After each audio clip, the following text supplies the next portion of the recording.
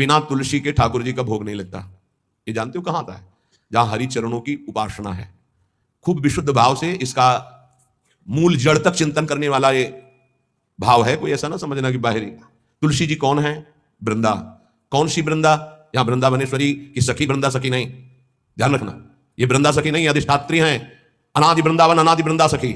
ये वो वृंदा जो नारायण को पति रूप में बनाना चाहती थी। तो देवर्षि नारद जी आए और कहा, देवी नारायण को ऐसे तुम पति रूप में नहीं बना पाओगे, पहले तुम्हारे पातिव्रत धर्म की परीक्षा होगी। बोले देने के लिए तैयार हूं। बोले एक व्रत तुम्हारा पातिव्रत यदि पास हुआ तो नारायण तुम्हें पति रूप में प्राप्त होंगे।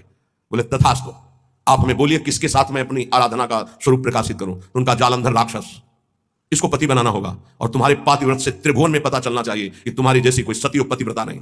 बोले जैसा आप आदेश करेंगे। ऐसा जालंधर राक्षस पति रूप में वर्ण किया और ऐसा सतीत्व पूरा चरित्र है, त्रिभुवन में कोई उसका बाल बांका भी नहीं कर पाया। सती वृंदा के पवित्र चरित्र और उनकी उपासना के कारण भगवान शंकर आदि बड़े बड़े देवताओं ने दिव्यास्त्रों का प्रयोग किया, जालंधर का कुछ नहीं बिगड़ पाया। भगवान श्रीहरि से प्रार्थना की। भगवान श्रीहरि ने कहा ऐसे नहीं मारा जा सकता, इसका मूल है वृंदा, अगर उसका सतीत्व भंग हो तो ही मारा जाएगा। तो बोले नाथ आप ही इसको देख सकते हैं। तो उन्होंने कहा मुझे ही पति रूप में प्राप्त करने के लिए उसने तपस्या की थी, मैं जा रहा हूं। नारायण रूप से नहीं गए, छल किया। जगत मंगल के लिए उस दैत्य को मारने के लिए भगवान उसका रूप धारण किया जालंधर का। जब सतीत्व भंग हुआ था उसे होश आया। उसने कहा मेरे पति जैसी चेष्टा नहीं, कौन हो तुम?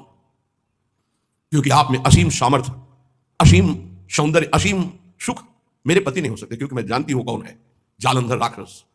आप वो नहीं हो। आप कौन है? अपने रूप में भगवान।